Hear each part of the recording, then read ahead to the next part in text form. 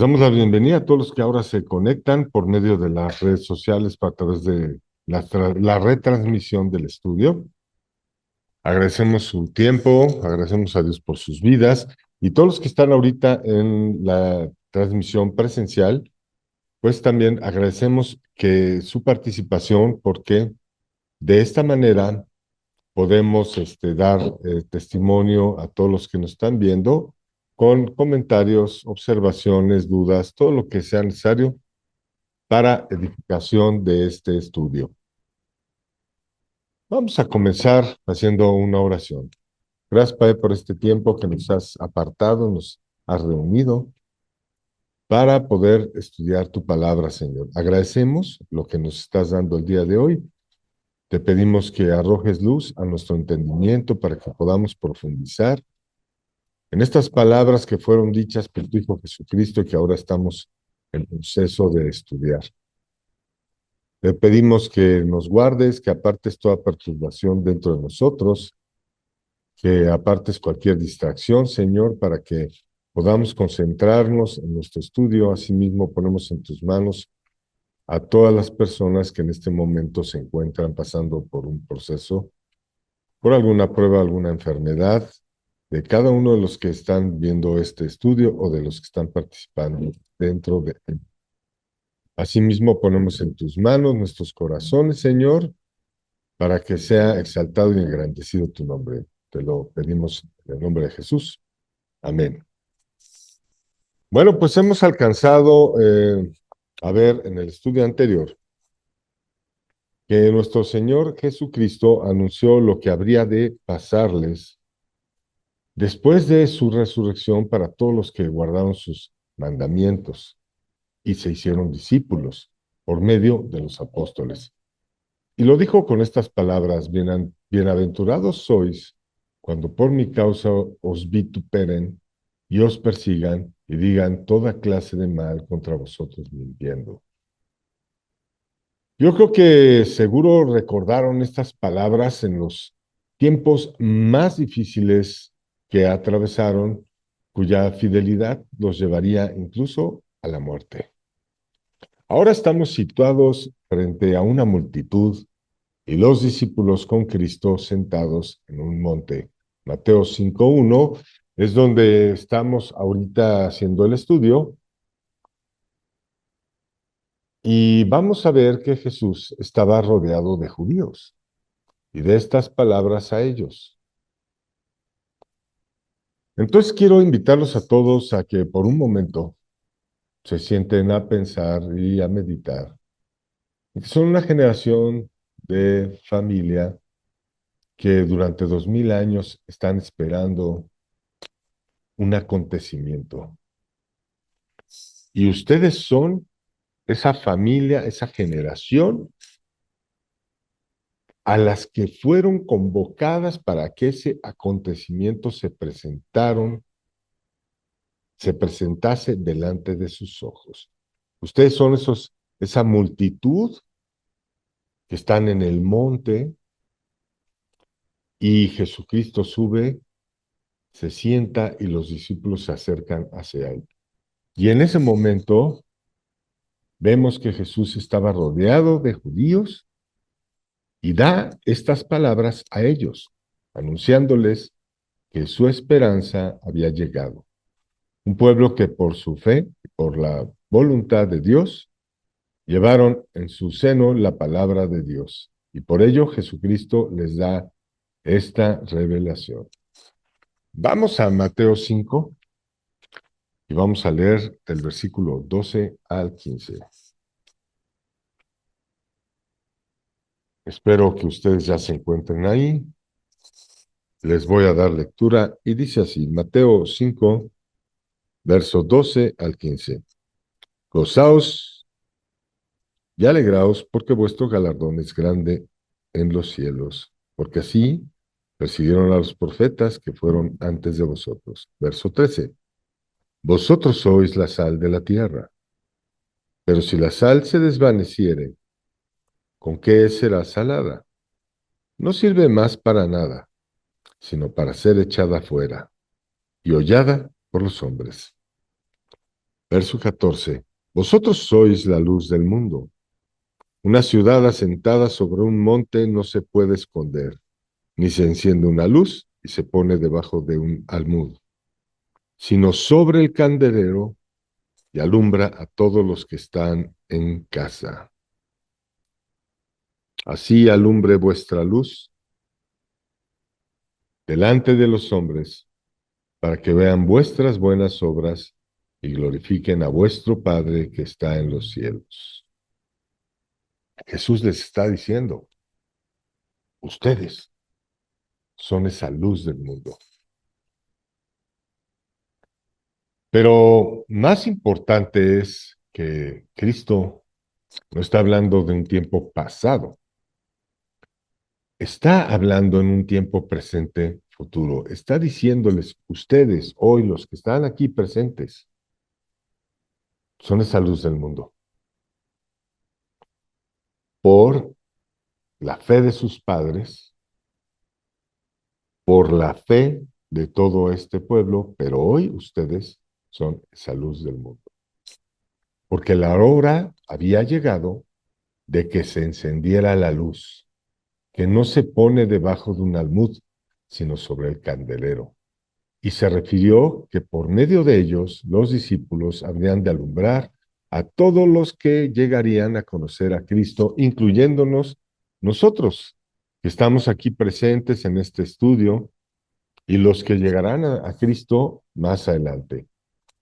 Pensamos que son palabras que en su momento no habrían de entender, pero al ver las epístolas, de acuerdo a su línea de tiempo, nos damos cuenta que esto les fue revelado paulatinamente, comenzando con Santiago, el hermano de Cristo, en su epístola, siguiendo con Pablo, con la epístola de Gálatas, ya que Pablo nos revela también en la misma epístola que acude a los más entendidos y a Santiago para constatar que lo que se le había dado y lo que había recibido por parte de Cristo era revelación directa de él.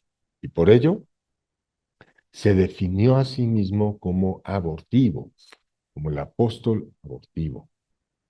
Entendemos que Jesús es la luz del mundo y es la luz que hasta nuestros días alumbra los corazones de todos los que, dejando atrás su libre albedrío, esto es, su voluntad, sus decisiones, lo dejan entrar a él, a su corazón, como Señor.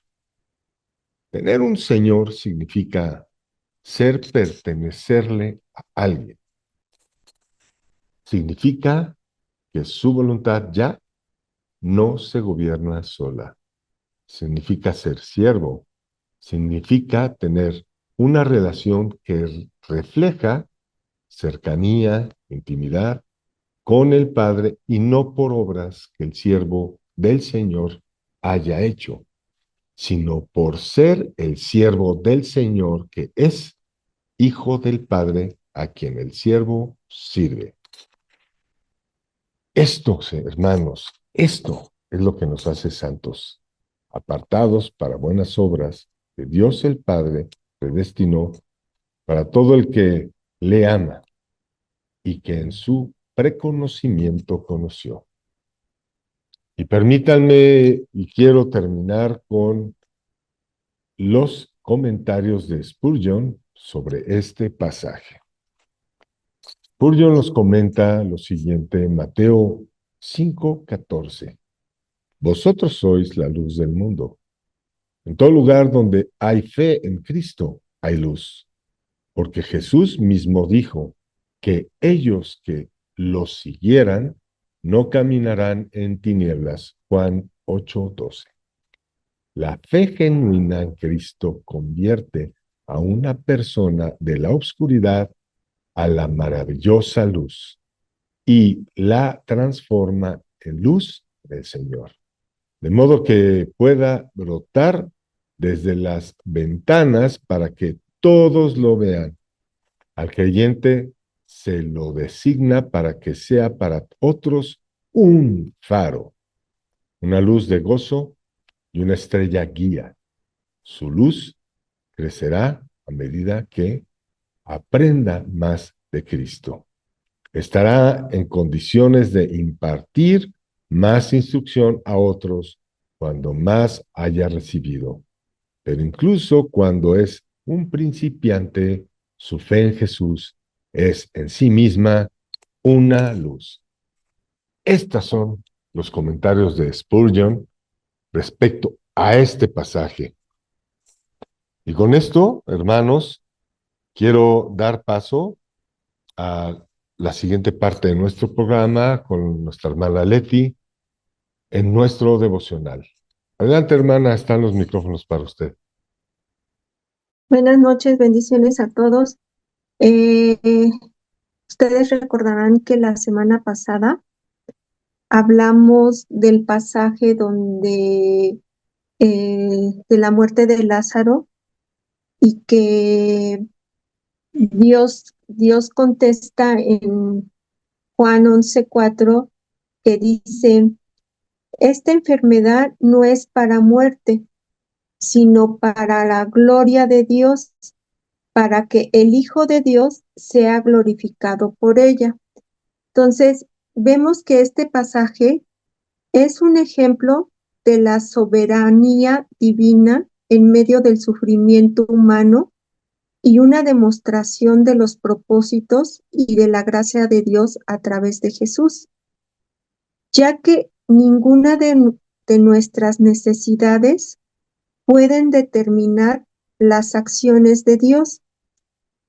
Es conforme a tal gracia que el nombre de nuestro Señor Jesús será glorificado en nosotros y nosotros seremos glorificados en Él, como lo dice en Juan 1:16. Porque esta mutua glorificación es como la consumación de la salvación en nuestra santificación. Que Cristo sea glorificado en sus santos significa que su gloria se hará manifiesta desde el interior de sus miembros y que dicha gloria será la transfiguración del cuerpo de la humillación nuestra para que sea conformado al cuerpo de la gloria suya. Eso lo vemos en Filipenses 3:21. Ahora vamos a leer Segunda de Tesalonicenses 1:12, que dice, para que el nombre de nuestro Señor Jesucristo sea glorificado en vosotros y vosotros en Él, por la gracia de nuestro Dios, del Señor Jesucristo. Vamos a entender mejor esto. Cómo es que Dios se glorifica en nosotros o en nuestras debilidades, o en nuestras enfermedades, en nuestros problemas, en todo lo que nos puede pasar como sus hijos, como sus miembros de la iglesia, como sus miembros de su cuerpo. Porque la gracia de nuestro Dios y del Señor Jesucristo es el Señor mismo que mora en nosotros como nuestra vida y nuestro suministro de vida, a fin de que llevemos una vida que glorifique al Señor y redunde que seamos glorificados en Él.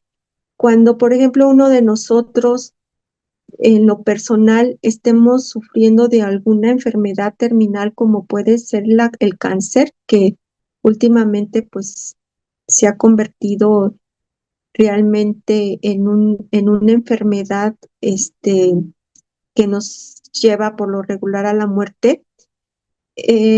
Si nosotros le pedimos al Señor que nos limpie, claro que nos puede limpiar el Señor, pidiéndole que se haga su voluntad, pero si su voluntad no es limpiarnos de cáncer, Él de todos modos se glorifica. ¿Por qué? Porque cuando nosotros entremos al cielo, cuando regresemos a casa, será con un cuerpo transfigurado, con este cuerpo de humillación, será transfigurado, será a través de un cuerpo glorificado y ya regresando a casa, ya no tendremos este cuerpo corrupto. De alguna forma seremos limpios de ese mal, de ese cáncer. Y esa es la forma en que Dios quiere que también glorificarse Él. A veces sí nos concede esa gran bendición de limpiarnos, pero muchas veces no. Pero no te perdamos la esperanza que si en nosotros mismos o en un ser querido que sufra de cáncer o de alguna otra enfermedad pues, que haya sido atropellado, por decirlo, ¿no? Y que no le den esperanza porque, pues, está en muy malas condiciones su cuerpo y si está en Cristo esa persona, ese ser querido, nosotros como creyentes, como hijos de Dios, debemos honrar a la voluntad de Dios, aceptándola y diciendo que, eh, más bien aceptando que esa voluntad va a ser buena y agradable y perfecta porque ya sea nosotros o ese ser querido va a entrar al cielo sin ese mal, sin ningún dolor, sin ninguna molestia. Y es por eso que también nosotros debemos de tener esa paz y ese gozo en que pues ya veremos al Señor, ¿no? Ahora, ¿por qué nosotros en sí mismos no podemos glorificarnos? Lo vamos a poder ver en la siguiente clase. Está muy interesante por qué nosotros no nos podemos glorificar en sí mismos. Entonces, aquí los dejo y muchas gracias, bendiciones. Hermana, muchas gracias. Bueno, pues estamos viendo en este estudio y es donde yo quiero aterrizar el enfoque. Tenemos que entender que nosotros venimos a reflejar la luz de Cristo. También vamos a entender que dentro de reflejar la luz de Cristo, algunos serán salvos. Pero si nos decimos que estamos predicando la palabra o estamos evangelizando o estamos enseñando, nuestro llamamiento es a reflejar la luz de Cristo. No nuestras metas, no nuestros logros, no tener una vida alegre, no tener una vida cómoda, no tener una vida así, no tener una vida asado. Es ir por la vida reflejando la luz de Cristo, alimentándonos de la palabra que Dios nos dice que llenemos las lámparas de aceite. Así como las 10 vírgenes, las prudentes tuvieron su lámpara llena de aceite y 5 no. Y aquellas 5 que fueron a comprar aceite, cerrando el novio las puertas, les dijo, no las conozco. Nosotros estamos llamados a tener nuestra lámpara llena de aceite. Y para ilustrar esto que les dije, de que sí, unos serán salvos, pero hay quienes están sumamente y estrechamente llamados a reflejar la luz de Cristo.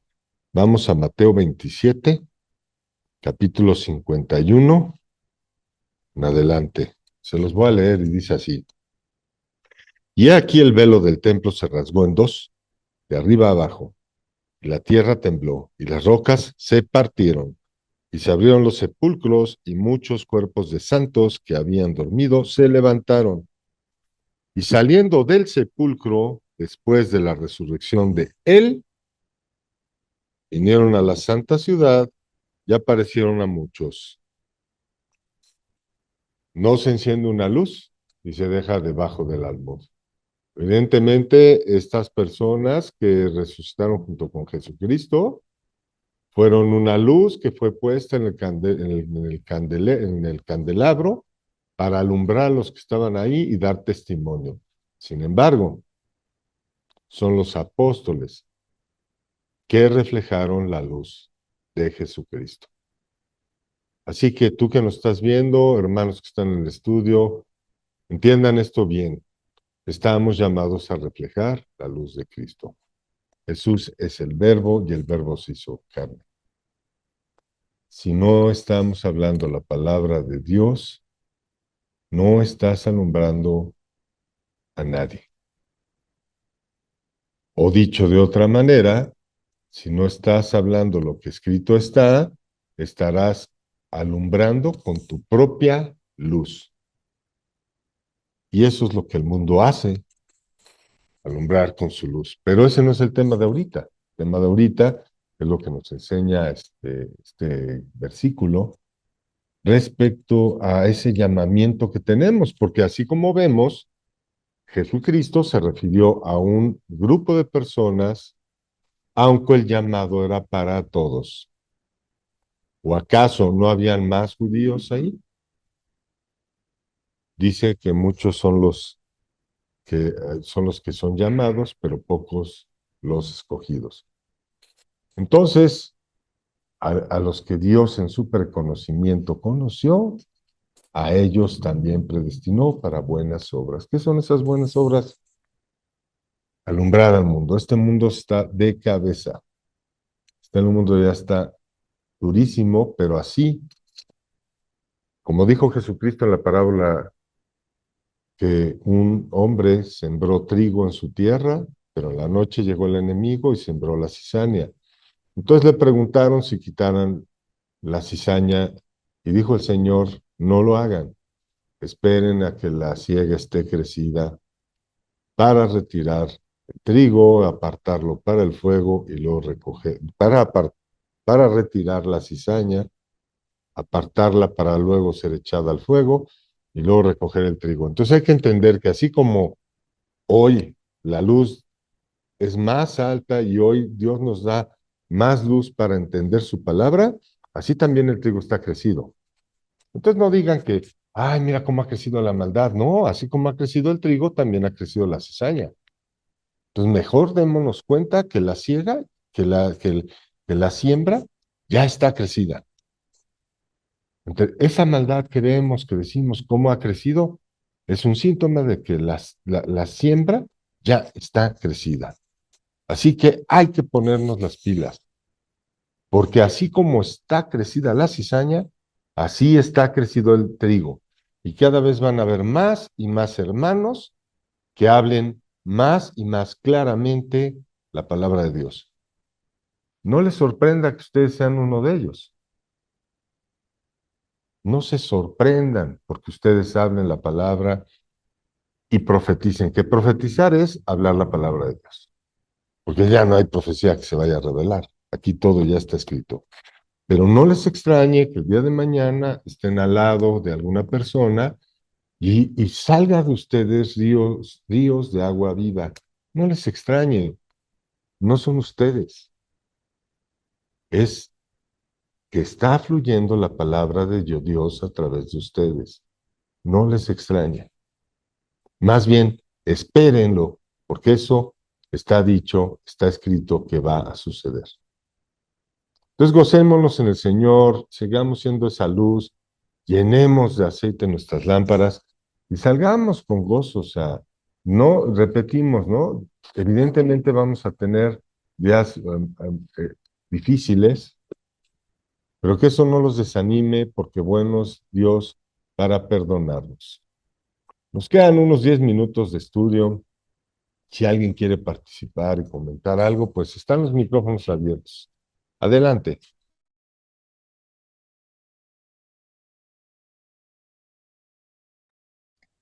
Si yo sí quisiera redondear lo que usted está diciendo, maestro, Sí, porque todos estos meses que hemos venido eh, platicando, si nos damos cuenta, hemos venido siempre haciendo hincapié que todo lo que somos y todo lo que tenemos es a través de nuestro Señor Dios y también se determina por el Espíritu Santo, que es el que nos debe de controlar, nos debe de direccionar y que nosotros debemos de permitir que el Espíritu Santo sea el que nos guíe y nos lleve a esa santidad que glorifica a Dios.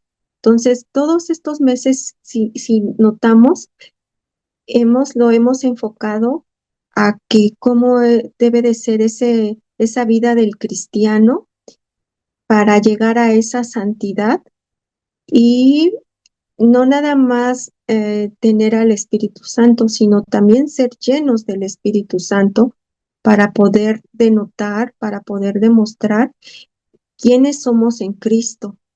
Y al momento de denotarlo, poder evangelizar, porque si yo no denoto que soy una hija de Dios, si no tengo esa identidad arraigada, ¿cómo los demás podrán tomar mis palabras de evangelización si yo demuestro todo lo contrario?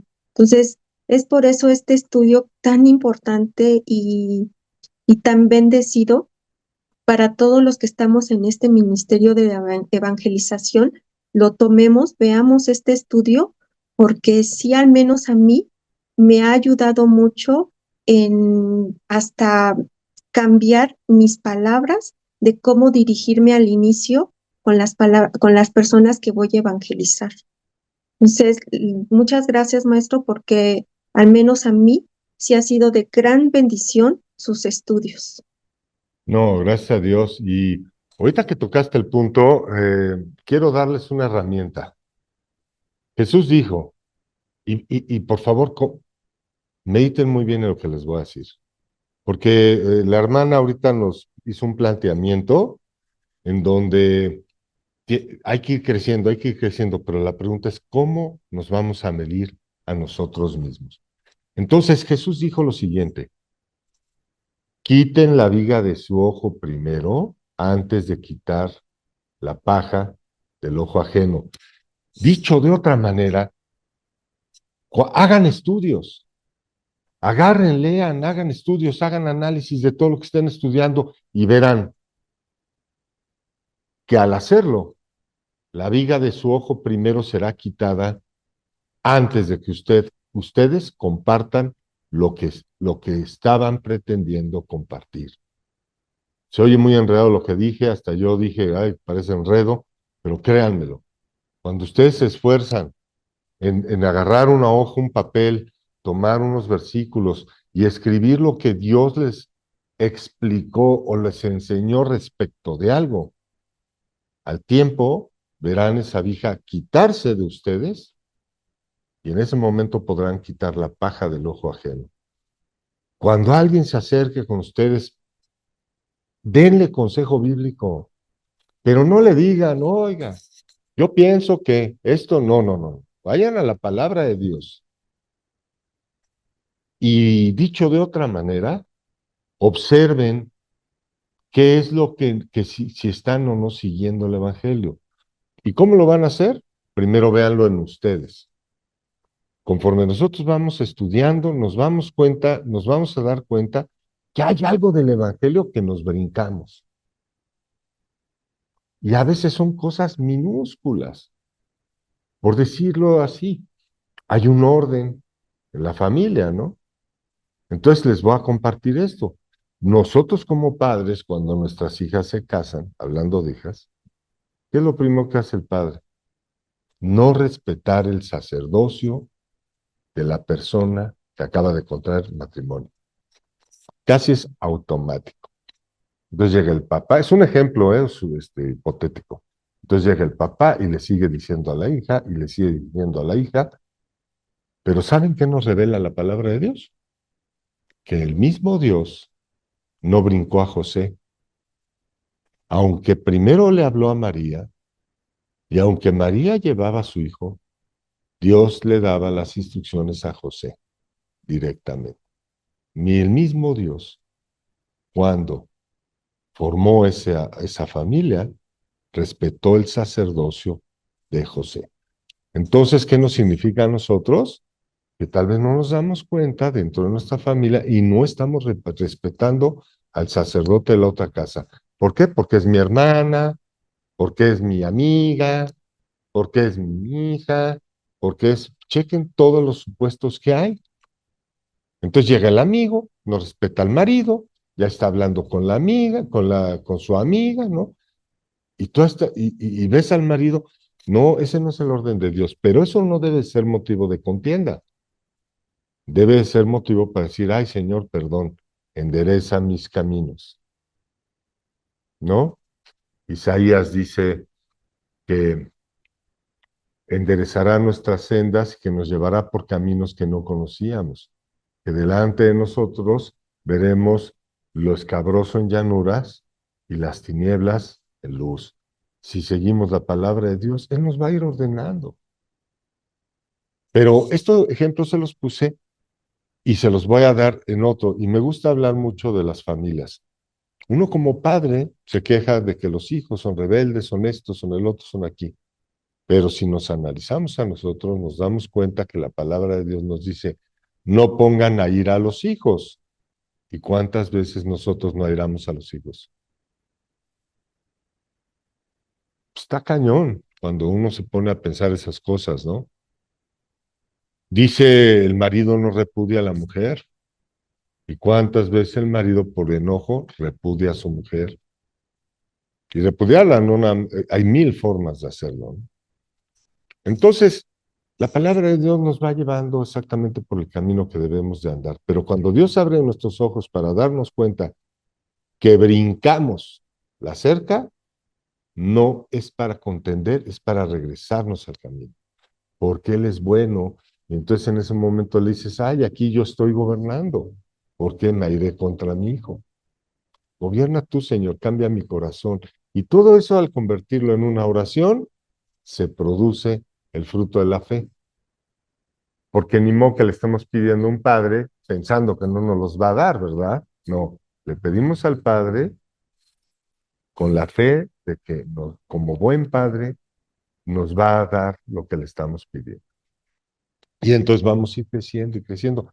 Y no hay mejor aventura que les haya podido pasar a ninguno de nosotros que vivir la experiencia de caminar en el Evangelio.